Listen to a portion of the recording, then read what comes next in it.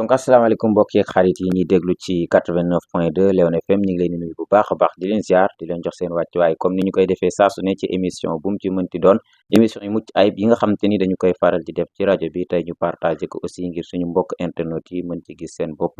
ñu fas yéene waxtaanee thème bu mucc ayib waaye laataa ñuy xuus ci contenu bi dinañu dalal ki nga xamante ni moom moo di monsieur Wade nekk professeur nekk parent d'élève am liggéey bu mucc ayib bu muy taxawee ci commune bu Léona rawatina ci lycée bi nga xamante ni fa lay jàngalee monsieur Wade ñu ngi lay nuyu bu baax a baax di la ziar.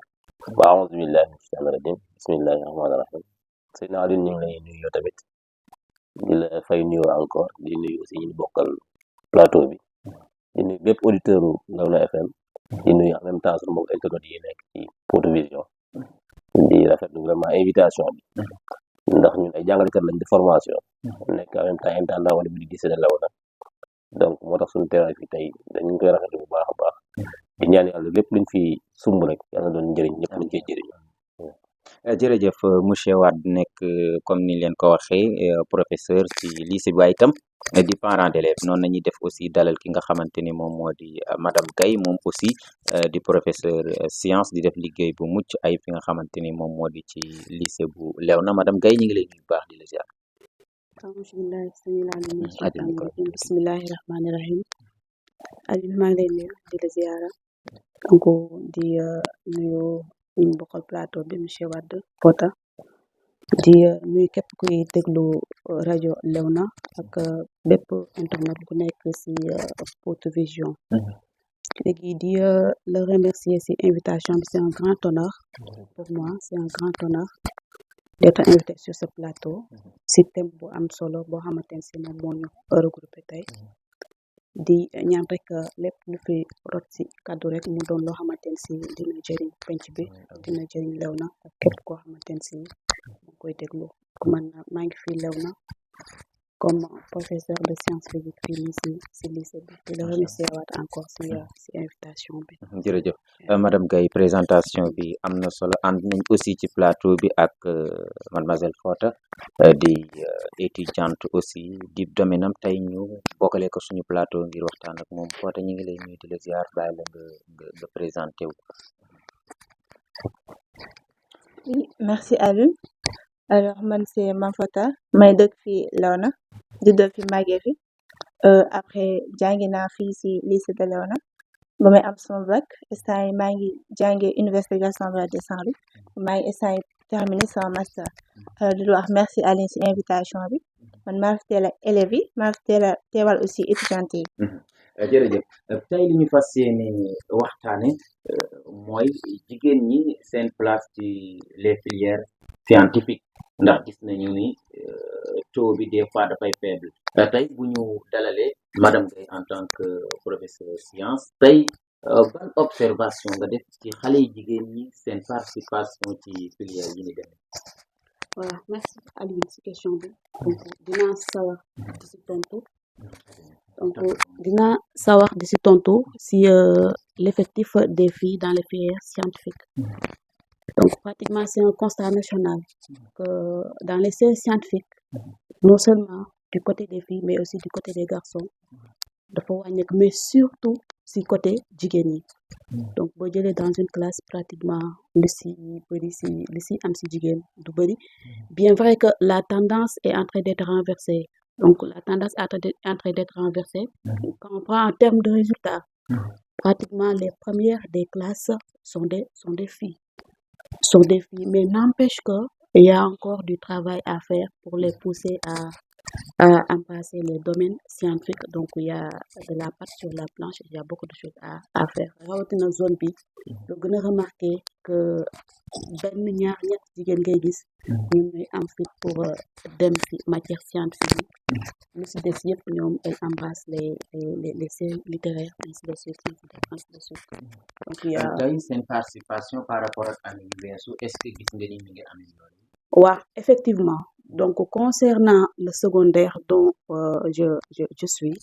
donc on sent une nette évolution si jigéen yi dem si wàllu science n'empêche que mën na gën a bëri parce que boo xoolee pratiquement léegi jigéen ñi ñoom ñoo ëpp si école yi donc seen participation si science bi dafa gën a bëri bien vrai que ça évolue mais war na mën a gën a évoluer que fi mu toll instant bi nii war na gën a mën a bëri. war na gën a mën a bëri foofu la ñuy introduire monsieur Wade qui est aussi parent d'élève nekk professeur tey njàngum xale yi jigéen ñi rawatina ci filière scientifique yi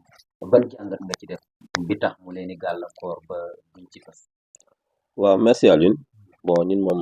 am nañ ci jàngat am nañ ci seetlu aussi buñ def parce que comme li madame Gaye wax amaana biñ fiy doog a ñëw man je suis là depuis 2015 amoon na néewoon na ay jigéen yu nekkoon série scientifique yi àllewoon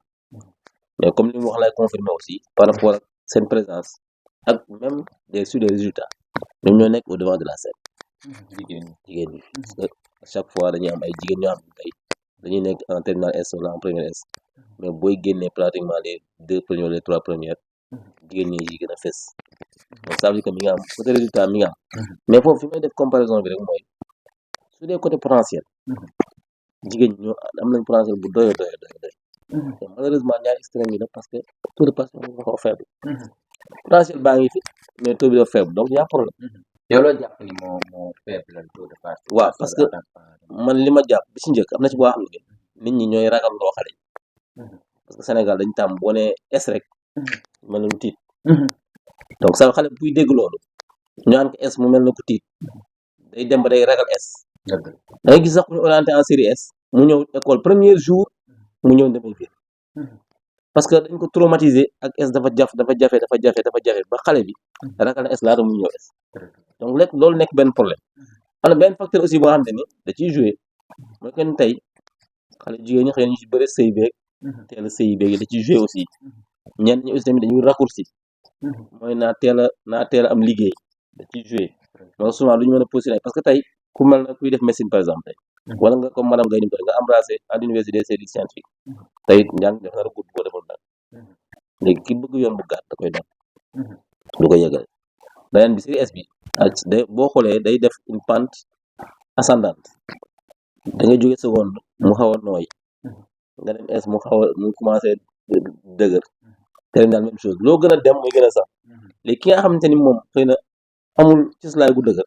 kooku day teel a bàyyi day teel a lâché soit mu wuti liggéey wala leen mais en gros li ma jàpp ni moo ci gën a dëgër moo ci gën a nekk la base mooy ragalloo bi ñuy ragalloo xale yi benn traumatisme te tey pourtant la politique est là état kay na ay concours yoo xam ne tey dafa dàq góor jigéen Miss Science góor bokku ci Miss Mat góor bokku ci ay jigéen lañ ko jagleel kon war na mun tax man mun jigéen ñeme mais malheureusement environnement bi ñu nekk ñoo di ragalloo nga ñëw xale bi ñu ragalloo ba dootoo ñeme dem loolu la mais yaakaar naa ni comme liggéey bi ci nit ñi nekk di def les membres de l'éducation éducative c'est le service éducatif li ñu ciy def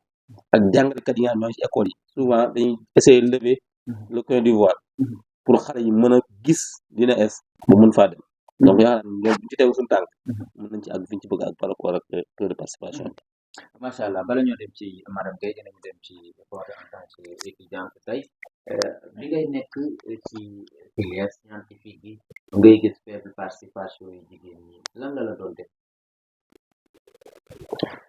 alors étant donné que ma nekk jigéen dañ doon gis ni que jigéen ñi bu ñu waxee scientifique rek que góor ñi tak la ñuy wax parce que dañ naan filière scientifique yi góor ñoo xam moom que littéraire yi pour jigéen ñi la alors li tax nag loolu ñu ñëw ci aspect boobu man dama naan que de un parent yi la parce que parents yi ñoom ñoo naan lu metti ñi rek góor ñi ñoo ko war a def alors ñu jël scientifique yi def leen ñi nga xamante ni ay góor lañ wax doon parce que scientifique dafa metti aspect boobu nag lañu woo moo tax jigéen ñi ñemuñu ko embrasser parce que dañ naan que matière scientifique yi dafa metti que littéraire yi que jigéen ñi rek ñoo ko war a def c'est pas que dafa yombul de mais juste que ñoom ñoo leen di woo à ce que ñu naan leen que littérature bi pour jigéen ñi la que scientifique yi pour góor ñi la macha allah léegi yow nga nekk ci classe boo xam ni tey participation jigéen ñi bari aussi comme ni nga ko expliqué léegi ak ni ñu koy tuddee tey yow nga rampé ci ba yegg université est-ce que du am ay anecdote wala peut-être situation boo xamante ni nga ko doon dundee par rapport ak peut-être ni ngi waroon demee dafay wute. alors je dirais que peut-être man moment yi ma nekkoon di jàng peut-être taux jigéen ñi xawoon bëri que maintenant li ñuy gis ne que jigéen ñu gën a exceller ci monde scientifique bi peut-être temps yooyu noonu jigéen ñi gënu woon si bëri loolu moo taxoon ñoom amuñu woon référence ak idole boo xamante ni war leen a pousser à ce que ñoom ñu topp matière yu scientifique yooyu ñu si nekk que léegi étant donné que ñuy gis ne que monde mu ngi dox que jigéen ñi ñuy gën a exceller si monde scientifique yi ay modèle ñu ngi am yu ñuy wax suivre léegi genre ñoom dañu war a topp si ñoom pour gën a gis seen bopp am na ñoo xamante ni dañu xam ne carrément que ay scientifique la ñu nekk mais regard nit ñi leen di xoolee ay bëti góor entre guillemets parce que ñoom sax boo leen di jigéen ñi ñuy def science dañ leen naan ay garçon manqué noonu lañ leen di woowee parce que étant donné que ay littéraire lañ ay littérature que jigéen rek ñoo si wax a nekk je dirais que moment boobu noonu y avait pas beaucoup de filles yoo xamante ni que nekkoon nañ si monde scientifique boobu noonu gisuñu woon aussi ki tax wala ki leen doon wax ni que scientifique du rek pour góor gisuñu si woon amuñu woon avantage bi waxal ñu gën see nekk loolu moo taxoon ñu amoon taux de faiblesse boobu par rapport ak jigéen ñi côté boobu noonu. jërëjëf si biir taux de faiblesse boobu noonu madame Guèye wax na léegi tout à l'heure que ni mi ngi amélioré par rapport ak at yi ni muy demee tey handicap boobu noonu di wéy di am tey lan nga gis ni en tant que modèle parce que vous avez vécu ba ñëw tey taw toll ci fi fi toll yan orientation lañ ci war a def ci xale yi jigéen ñi ba ñu comprendre ni tey filière scientifique yi du góor ñi kese ñoom ñoo ko moom mais ñoom am nañ ci place. Bon, merci Alioune si question bi donc man je me dis toujours en matière de travail il y a pas de gens qui tiennent donc ce qui est valable pour ku góor ki c'est bien valable pour la fille donc et en termes de résultats man je me dis que toujours que jigéen moom warul échouer c'est un discours que je tiens fu ma mën a toll la femme ne doit pas échouer pourquoi je dis ça quand on compare en termes d'intelligence on dit que l'intelligence de la femme ki boo xamante ne si moom tëdd si néegam di nelaw ñu ngi koy comparer ak intelligence góor boo xamante ne si mi ngi en pleine activité donc kon kooku en termes de résultat waruñu sax tolloo ba ñuy wax que jigéen ki dafa war a nekk ginnaaw wala dafa war a nekk kanam donc le potentiel est là donc les femmes sont pleines de potentiel donc les femmes sont pleines d'intelligence maintenant ce qui bloque peut-être c'est une question de suivi ce qui bloque peut-être c'est une question d'orientation maintenant boo ñëwee foofu noonu maintenant rôle parent yi day ñëw foofu ndaxte tey wajur bu si am sa doom que ça soit le parent boo xamante ne si moom moo la jox ou bien tuteur bi nga xamante ne si moom moo la yor donc très tôt dañuy war di bàyyi xel xale yi boo gisee que sa doom bu jigéen bi que am na potentiel moom di def ay résultats si ay matières scientifiques xale boobu da ngay njëkk si moom nga encadré ko nga orienté ko mu mën a am benn suivi boo xamante ne si balay leneen di ko ko donc une fois que jigéen une fois que mu concentré wu si dara te mu nekk dëgg loolu pour nga détourné si du nekk loo xamante ne si lu yomb la donc je lance un appel aux parents à ce que seen doom yoo xamante ne si am nañ potentiel ñu def matière scientifique ñu bàyyi leen xel donc nañ leen encadré si discours nañ leen encadré si soutien nañ leen encadré si lépp loo xamante ne si lu leen mën a taxawu si seen éducation lay doon ndax les matières scientifiques c'est pas seulement pour les hommes man toujours je dis je tiens pas la question du genre donc domaine scientifique c'est de l'intelligence domaine scientifique c'est un sacrifice comme on dit un génie est fait de 1% de chance et de 99% de sacrifice et quand on parle de sacrifice loolu liggéey la donc liggéey bi bu fekkee da nga bëgg def science en tant que femme il faut nga am un chemin à suivre bu fekkee da nga bëgg def science aussi en tant que góor aussi dafa am benn chemin boo war a suivre donc la ligne de la science est déjà tracée intelligence moo koy def sacrifice moo koy def ak volonté ak encadrement ak suivi donc je pense que loolu buñ ko amee si cadre féminin bi donc dina yomb à ce que ñu orienté jigéen ñi comme ça ñu mën a dem directement si filière scientifique yi et c'est trop facile pour elle de réussir parce que lépp moo ngi en place il s'agit juste d'encadrer et de suivre macha allah xam naa dinañu ñëw tout à l'heure ci témoignage par rapport à ce vécu ci yooyu filière ba tey ak mais laata loolu dañuy dem rebondir sur les mêmes propos de madame Guèye à monsieur Wade tey parents bi léegi encourage bi nga xamante ni encouragement yi nga xamante ni war nañ ko def ci xale jigéen ñi tey est-ce que na sa ci côté parents yi waaw Alioune effectivement parce que fi madame Guèye daaneel lay yëkkati parce que tey boo demee ci kër yi déjà problème suivi la ñu am parce que tey da nga gis xale bu nga xamante ni day def 6e 5e di am de très bonnes notes en français parce que français foofu dicté le rédaction booy bu jógee CM2 en général sont bien rédaction dañ ciy mën a ji ay da ngay ñëw def tu es dans le sujet facilement tu es en 18 ñu jàpp ni xale bi littéraire xale bi di dem ba parent bi ci boppam jàpp ni doom littéraire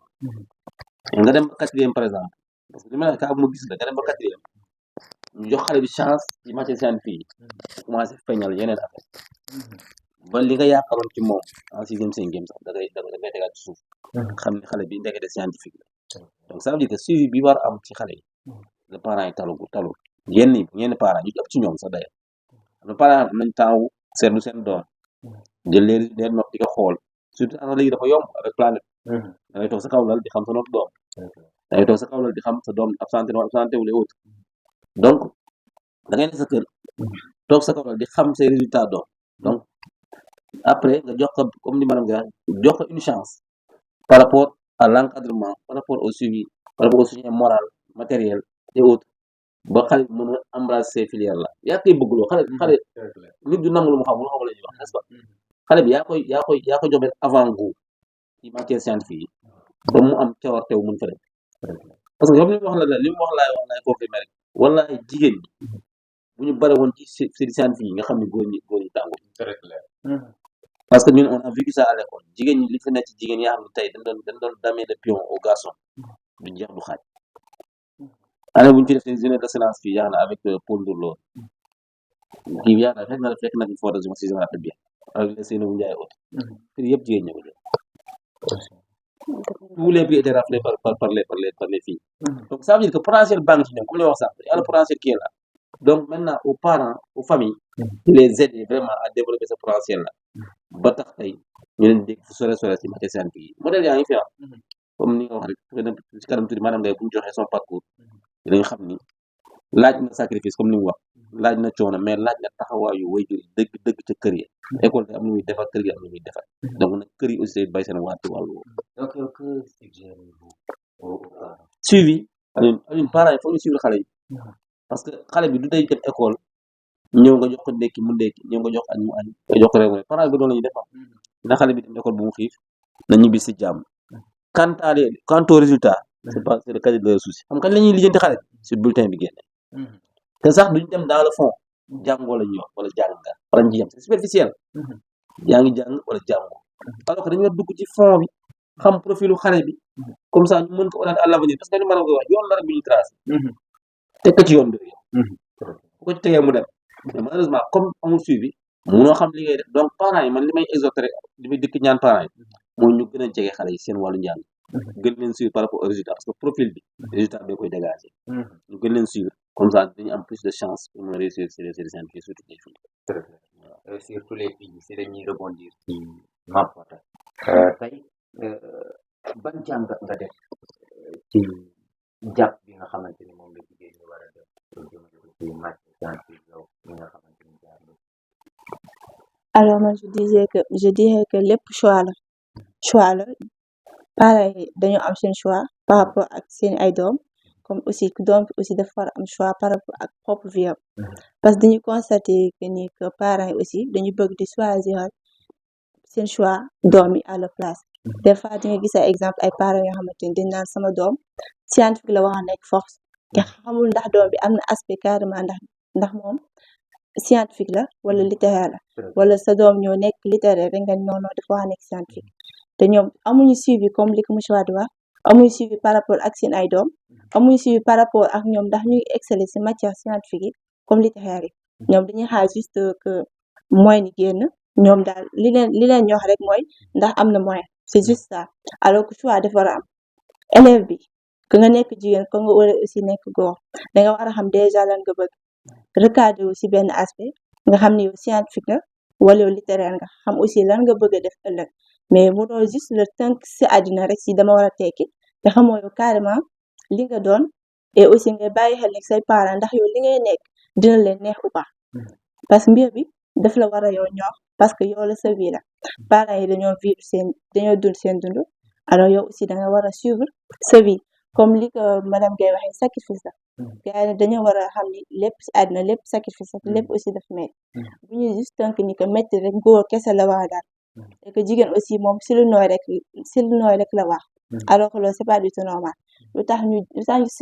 ñu stigmatiser jigéen ñi que ñoom si lu nooy rek si lañ war a nekk que góor ñu jëleen jox leen li xamante ne mooy lu metti alors que c'est pas ça suivi certes dafa am mais choix tamit dafa war a am ku ne dafa war a xam ni yow si lii nga war a nekk te aussi lii nga bëgg ndax ku ne yaakaar naa ni war nga xam ni boo nekkee littéraire war nga xam boo nekk aussi scientifique aussi war nga xam suivi certes des fois dafay am si parents yi am na ay parents yu def suivi comme aussi am na ay élèves comme étudiants yi xam dañoo dëgër bopp xam nañ carrément ni que lii du ñoom c'est pas eux mais dañuy dem di ko def ndiru bëgg li neex seen ay parents des fois nag il faut aller à l'encontre pour di rek war a xool yow li neex sa ay parents xoolal yow lu la neex yow di demal aussi sa prof bi ak sa ay propre ambition mbir bi yëpp loolu kese la mu nekk lu am solo est-ce que yow jàpp nga ni jigéen bu engagé woo ci filière scientifique yi mën na nekk ku màgg ci àdduna mën na décrocher lu mu bëgg décrocher waaw bu baax sax bu baax gis nañ ko fi bu baax ay jigéen yu macha allah yoo xamante ni ay modèle lañu yu ay suivre aussi gis nañ si domaine boo gis bu ñu limee si 5 yi jigéen ñoo ëpp góor ñi léegi dañuy gis ne que jigéen ñuy gën a exceller pas juste si monde scientifique mais si monde si lépp si aspect yëpp loo dem juste pour wax ne ni que jigéen peut-être capacité bi mu am góor am ko peut-être loolu yàlla def ko may si mën a je dirais que si mën a comme bu débat amee wala adapté wu si benn situation góor moom moo si gën a gis boppam que góor si aspect aussi bu amee jigéen moo si gën a mën a am argument que góor parce que moom gis-gisam dafa sori par rapport ak góor je dirais que oui que jigéen ñi mën nañu dem fu sori fii nii fi ñu toll nii ñun bu ñu jël ñun jigéen ñi ne ñun fii lañu wax yam lu tax ñu war ñu yemloo fenn alors que mën nañu dem fu fa sori modèle yi dafa war a gën di bëri jigéen ñi dañoo war a gën a nekk si monde scientifique bi parce que du justement pour góor ñi macha allah mu nekk lu am solo laata ñu dem ci témoignage yi ak madame Guèye ci biir par rapport ak filière bi mu doon suivre ba tey yëg si toll dañ leen di fàttali rek yéen a ngi suivre Léon FM ci 89.2 en collaboration avec Production ñu koy am en direct aussi pour servir ñi nga xam te ne ñoom ñooy suñu ay mbokk internet ñu doon waxtaane place bi nga xam te ne moom la xale jigéen ñi di am ci filière scientifique yi naka la fa demee donc ñu invité ci tamit ay nit ñi nga xam te ne seen xam-xam màcc na jëm ci wàll wi waaye tamit ku ci mel na enseignante biñ ci àndal autant étudiante biñ ci àndal moom itam mu def ci ay témoignage dañuy ñëw ci témoignage phare ci suñu invité bi nga xam te ne moom mooy di suñu modèle tey di madame Guèye en tant que enseignante en tant que professeur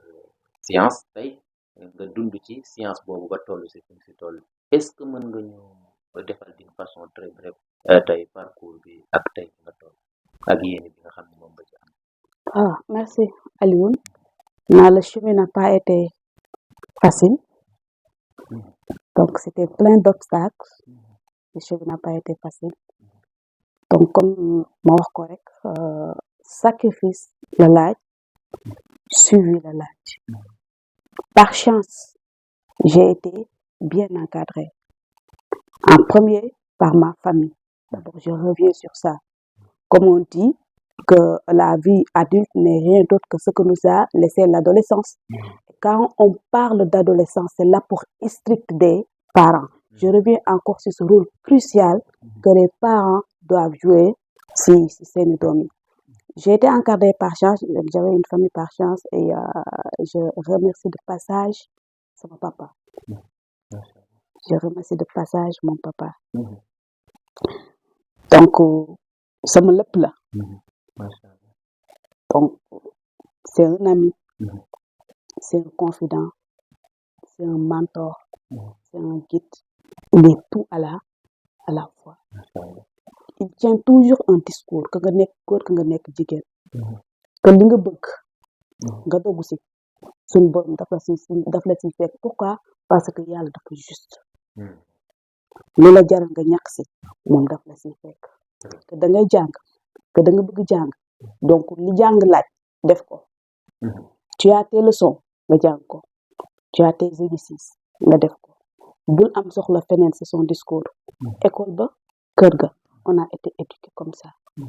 bu ñu nekkul école ñooy kër ga bu ñu nekkul kër ga marché lañ dem dugg ñëw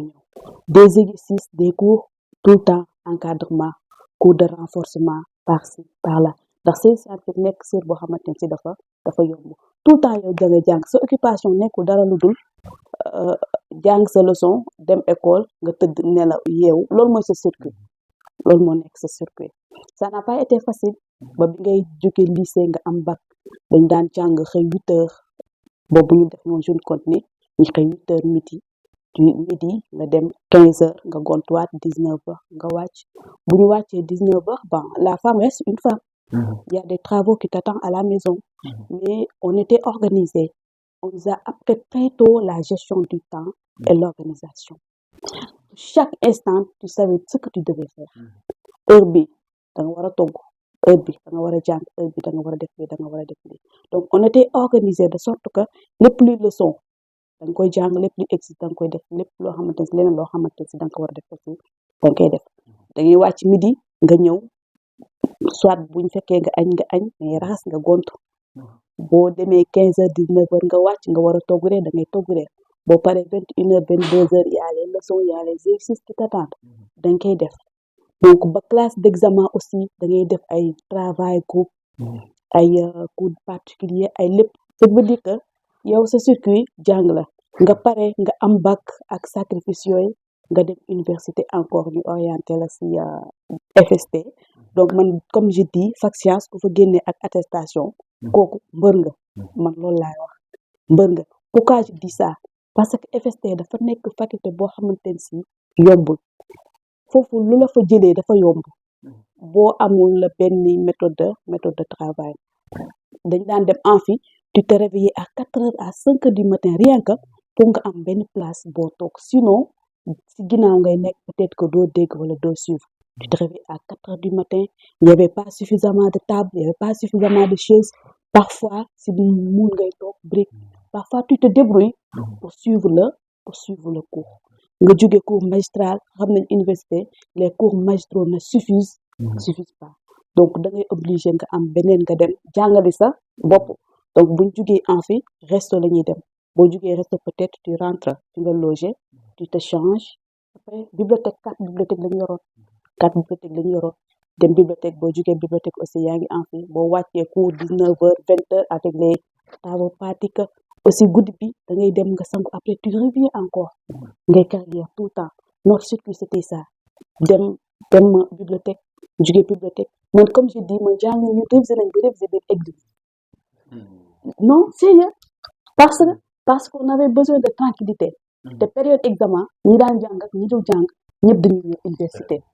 donc il y a du monde il y a du bruit et nous on ne pouvait pas travailler dans le bruit maintenant on cherchait des coins calmes comme ça maintenant l'église qui est en face de l'université UCAD je sais pas si Saint-Pierre je retiens pas le nom mais très souvent il y avait un amphi bien fait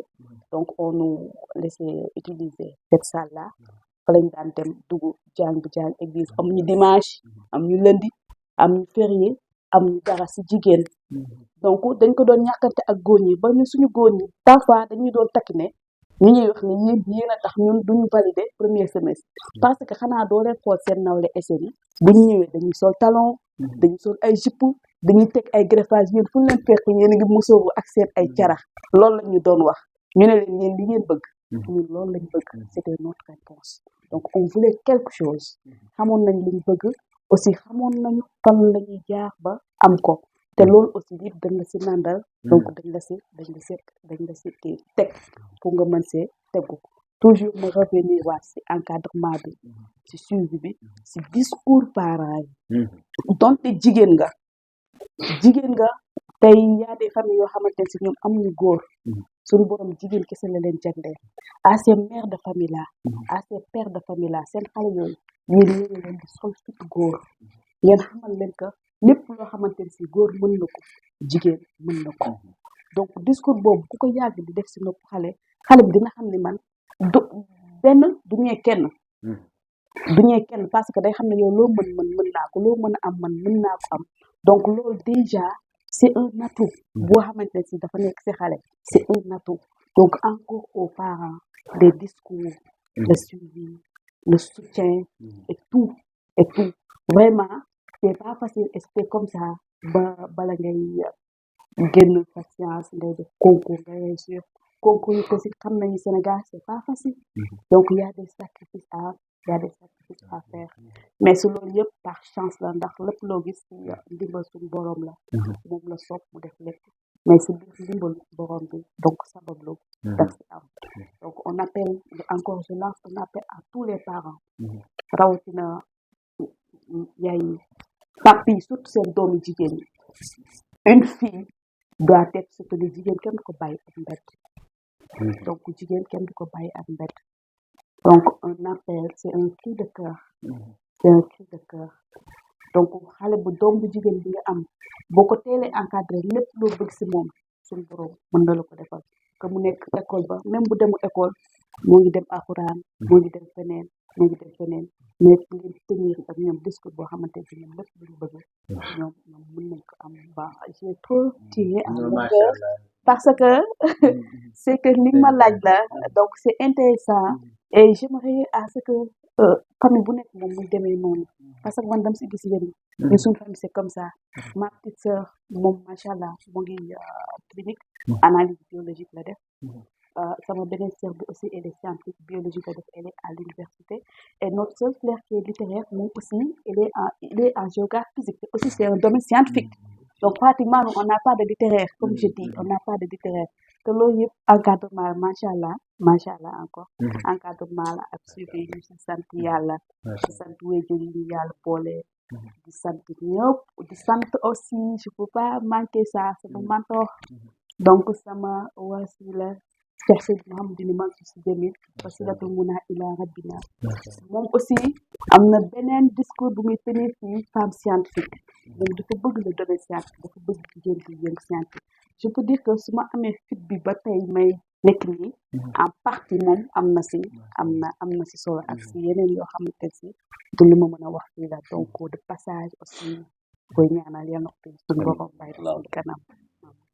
merci macha allah mu nekk témoignage yu am solo vraiment